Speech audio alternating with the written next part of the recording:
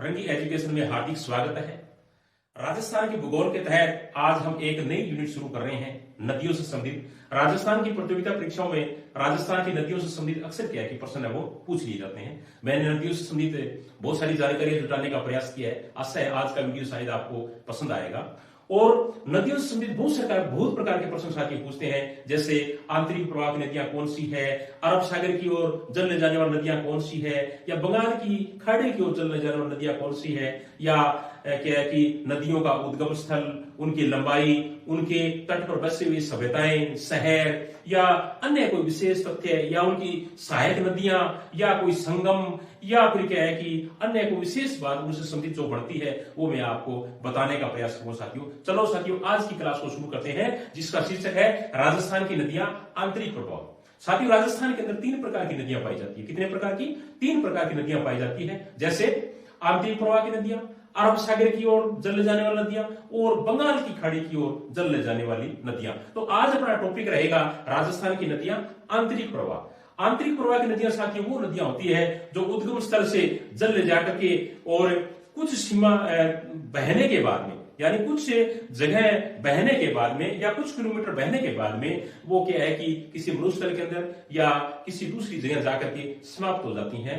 यानी वो जल है अपना ज्यादा लंबे दूर तक नहीं ले जाती, किसी ऐसी जगह ले जाकर के वो वहां तक वो जाके समाप्त हो जाती है। इस प्रकार की नदियां है वो आंतरिक प्रवाह की नदियां वो कहलाती है। आंतरिक प्रवाह की नदियां साथियों राजस्थान के अंदर मुख्य रूप से 7-8 हैं जो मैं आपको बताना चाहूंगा, और सभी की सभी बहुत ही महत्वपूर्ण क्या है कि आंतरिक प्रवाह की नदियां हैं। राजस्थान की प्रतियोगिता परीक्षाओं के अंदर अक्सर क्या है कि इन नदियों से संबंधित प्रश्न है वो पूछ लिए जाते हैं। जैसे आंतरिक प्रवाह की मुख्य नदियां राजस्थान के अंदर जो मानी गई है, जैसे घग्गर है, कांदली नदी है, कांकरी नदी है, रूपारेल नदी है, साबी नदी है, मेंधा नदी है, रूपनगढ़ नदी है और सागरमती नदी है। ये राजस्थान के अंदर आंतरिक प्रवाह की मुख्य नदियां मानी जाती है। और इन सब में जो इंपोर्टेंट नदी है आंतरिक प्रवाह की, वो नदी है साथियों घग्गर नदी। क्या नाम है? घग्गर नदी।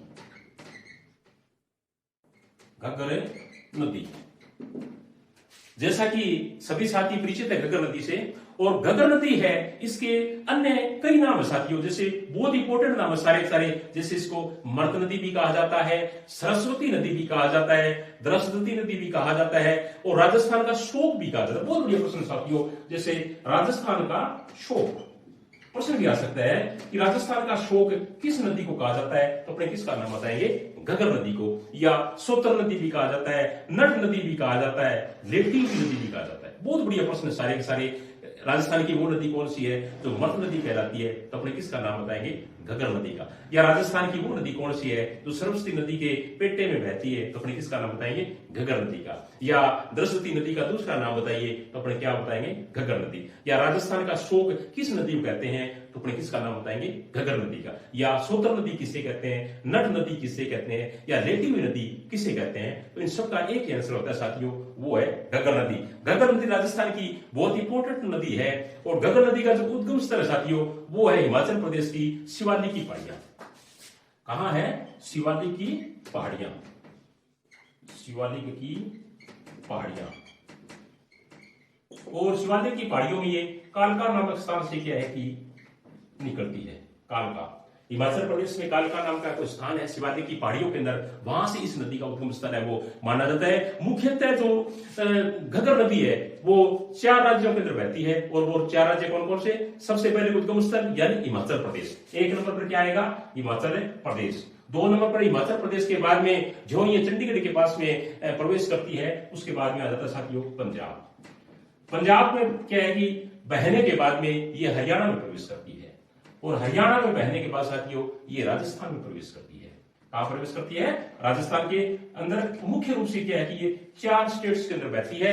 और राजस्थान में जो सबसे पहले प्रवेश करती है ये नदी, ये हनुमानगढ़ जिले में प्रवेश करती है। कहां प्रवेश करती है? हनुमानगढ़ जिले में। और हनुमानगढ़ जिले के अंदर ये टिब्बी तहसील में प्रवेश करती है, और टिब्बी तहसील के अंदर ये तलवाड़ा गांव पड़ता है, वहां सबसे पहले राजस्थान के अंदर प्रवेश करती है। बहुत ही महत्वपूर्ण प्रश्न है कि राजस्थान के अंदर सबसे पहले घग्गर नदी कहां प्रवेश करती है, तो अपने कहां बताएंगे? तलवाड़ा गांव, टिब्बी तहसील और जिला हनुमानगढ़। इसके साथ साथ में इसका सबसे इंपॉर्टेंट जो प्रश्न बनता है साथियों, वो अपने देख लेते हैं। जैसे आंतरिक प्रवाह की सबसे बड़ी नदी राजस्थान की कौन सी मानी जाती है, तो अपने किस नदी का नाम बताएंगे। आंतरिक प्रवाह की सबसे बड़ी जो नदी राजस्थान की है वो नदी है साथियों घग्गर नदी। कौन सी नदी, घग्गर नदी। और इसकी लंबाई है वो 465 किलोमीटर है। लंबाई कितनी घग्गर नदी की, 465 किलोमीटर। 465 किलोमीटर है, जिनमें 100 किलोमीटर की जो लंबाई है वो साथियों राजस्थान के अंदर है। यानी 465 में से लगभग 100 किलोमीटर की जो लंबाई है वो राजस्थान के अंदर है। इसकी क्या है कि घग्गर नदी की लंबाई है वो मानी जाती है। और इसकी और एक इंपॉर्टेंट बात यह है कि राजस्थान के अंदर हिमालय का जल लाने वाली एकमात्र नदी है साथियों। यानी हिमालय पर्वतमाला से जल लाने वाली एकमात्र नदी राजस्थान की कौन सी है, वो नदी है घग्गर नदी। बहुत ही बढ़िया प्रश्न इसका। एक तो आंतरिक प्रवाह की सबसे बड़ी नदी, एक नंबर। दूसरा, हिमालय पर्वतमाला से जल लाने वाली राजस्थान की एकमात्र नदी कौन सी है, तो अपने किसका नाम बताएंगे, घग्गर नदी का।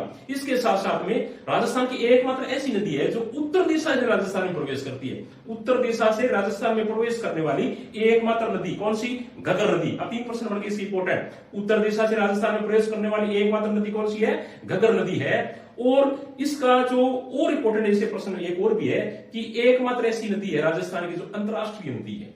कौन सी नदी है, अंतरराष्ट्रीय नदी है साथियों घग्गर नदी। क्योंकि ये राजस्थान में बहने के बाद में पाकिस्तान में प्रवेश कर जाती है। तो इधर हमारा देश भारत हो गया और दूसरी साइड में क्या हो गया, पाकिस्तान हो गया। तो 2 देशों की नदी है ये, इसलिए इसको अंतरराष्ट्रीय नदी माना जाता है। राजस्थान की एकमात्र अंतरराष्ट्रीय नदी का नाम बताइए, तो अपने किसका नाम बताएंगे, घग्गर नदी का। इसके साथ साथ में इस नदी के किनारे एक बहुत ही इंपॉर्टेंट प्राचीन सभ्यता का विकास हुआ साथियों। उस सभ्यता का नाम है कालीबंगा सभ्यता। क्या नाम है, कालीबंगा सभ्यता का विकास घग्गर नदी के किनारे ही हुआ है। और घग्गर नदी के पेटे से नीचे बसा हुआ एक शहर है। ये प्रश्न राजस्थान की प्रतियोगिता परीक्षा में पूछा हुआ प्रश्न है कि राजस्थान का वो शहर कौन सा है जो घग्गर नदी के पेटे से भी नीचे बसा हुआ शहर है। वो शहर है साथियों हनुमानगढ़ जंक्शन। कौन सा, हनुमानगढ़ जंक्शन घग्गर नदी के पेटे से नीचे बसा हुआ शहर है वो माना जाता है। और इसके साथ साथ में हनुमानगढ़ व गंगानगर जिले के अंदर, हनुमानगढ़ व गंगानगर जिले के अंदर घग्गर नदी के प्रवाह क्षेत्र को, प्रवाह जो क्षेत्र है उसको नाली या पाट कहा जाता है। क्या कहा जाता है, नाली या पाट। याद रखना, नाली या पाट। हनुमानगढ़ और गंगानगर जिले के अंदर घग्गर नदी के प्रवाह क्षेत्र को किस नाम से पुकारते हैं, तो अपने क्या बताएंगे, नाली या पाट। इसके साथ साथ में ये क्या है कि पाकिस्तान तक चली जाती है साथियों। और पाकिस्तान में जहां ये नदी चली जाती है उसका नाम है साथियों पोर्ट अब्बास नाम का स्थान। यानी पाकिस्तान के अंदर पोर्ट अब्बास नाम करके कोई स्थान है भावलपुर जिले के अंदर। भावलपुर जिले में पोर्ट अब्बास तक क्या है कि इसका जल है, जब ये नदी बहाव पर होती है, जब इसके अंदर पूरा पानी आता है, तो तब क्या है कि इसका जल है वो पाकिस्तान के पोर्ट अब्बास। याद रखना, बहुत ही महत्वपूर्ण प्रश्न है, ये आया हुआ प्रश्न है।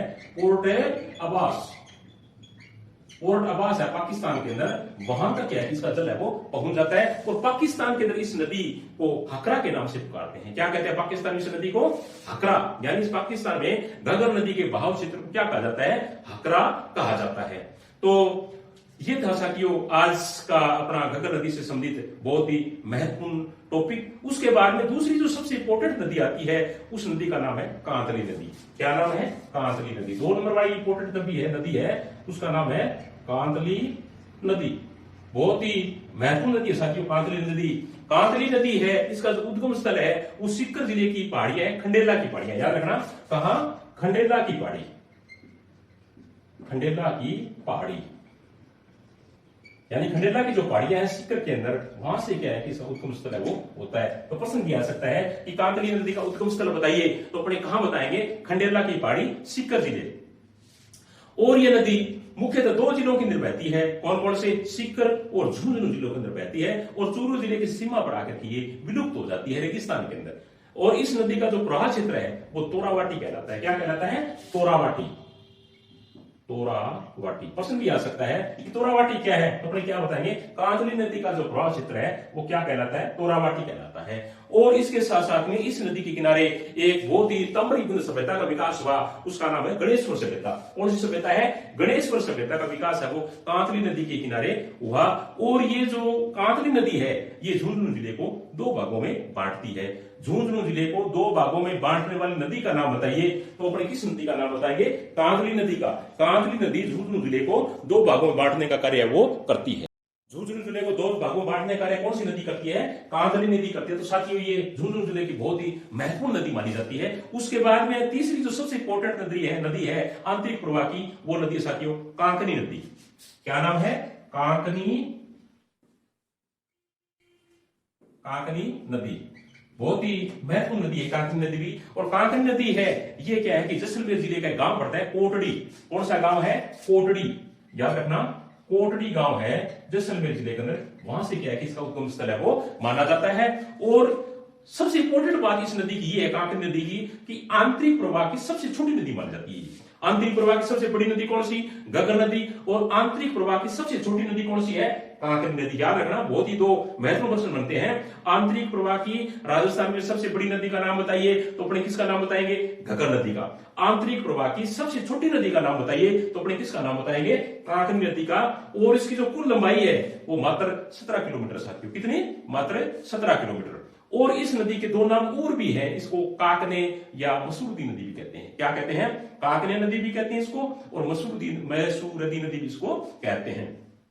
चौथी जो इंपॉर्टेंट नदी है साथियों, उसका नाम है मेथा नदी। क्या नाम है? मेथा नदी। चौथी इंपॉर्टेंट नदी का नाम क्या है? तो अपने क्या बताएंगे? मेथा नदी। और ये जयपुर जिले का एक गांव पड़ता है मनोहर थाना। कौन सा गांव है? मनोहर थाना। मनोहर थाना। मनोहर थाना यानी इसका उद्गम स्थल है मेथा नदी का, वो कहां माना जाता है? तो जयपुर जिले का मनोहर थाना गांव है वो इसका उद्गम स्थल माना जाता है। और ये अपना जो जल है वो साथियों संभर झील के अंदर गिराती है। कहां गिराती है? संभर झील के अंदर अपना जल ये उड़ेलती है। पांचवी जो सबसे इंपॉर्टेंट नदी है, उस नदी का नाम है साबी नदी। क्या नाम है? साबी नदी। ये भी नदी बहुत ही महत्वपूर्ण क्या है कि अपना स्थान रखती है। साबी नदी का उद्गम स्थल साथियों जयपुर जिले की पहाड़ियां, सेवर की पहाड़ियां। कौन सी पहाड़ियां? सेवर। सेवर की पहाड़ियां है जयपुर जिले के अंदर। वहां से क्या है कि साबी नदी का उद्गम स्थल है वो माना जाता है। और इसका जो जल है वो हरियाणा का एक पटौदी गांव पड़ता है गुड़गांव जिले के अंदर, यानी गुरुग्राम जिले के अंदर पटौदी गांव पड़ता है। वहां एक झील है नछपगढ़ झील। नछपगढ़ झील, वहां जाकर के अपना जल ये उड़ेलती है। और इसके साथ साथ में जोधपुरा जो सभ्यता है, कौन सी सभ्यता? जोधपुरा सभ्यता। जोधपुरा सभ्यता का विकास है वो साथियों साबी नदी के तट पर भी हुआ था। जोधपुरा सभ्यता का विकास अपने मान सकते हैं किस नदी के तट पर हुआ? तो अपने किसका बताएंगे? साबी नदी के तट पर। एक बात मैं आपको कहना चाहूंगा साथियों कि यदि आप हमारे YouTube चैनल से अभी नए जुड़े हो तो इससे पहले के जो वीडियो है आप वो अवश्य देखें, रीट की तैयारी करने वाले बच्चों के लिए। और साथ में सेकंड ग्रेड या फर्स्ट ग्रेड या राजस्थान की किसी भी प्रतियोगिता परीक्षा की आप तैयारी कर रहे हो तो बहुत ही सभी के सभी बहुत ही महत्वपूर्ण वीडियो है, आप इनको जरूर देखना साथियों, आपके लिए बहुत ही वो लाभदायक सिद्ध होंगे। आगे वाली जो नदी अपनी उसका नाम है रूपनगढ़ नदी। कौन सी नदी है? रूपनगढ़। रूपनगढ़ नदी है ये साथियों, इसका उद्गम स्थल है वो अजमेर जिले की किशनगढ़ की पहाड़ियां मानी जाती है। कौन सी? किशनगढ़ की पहाड़ियां।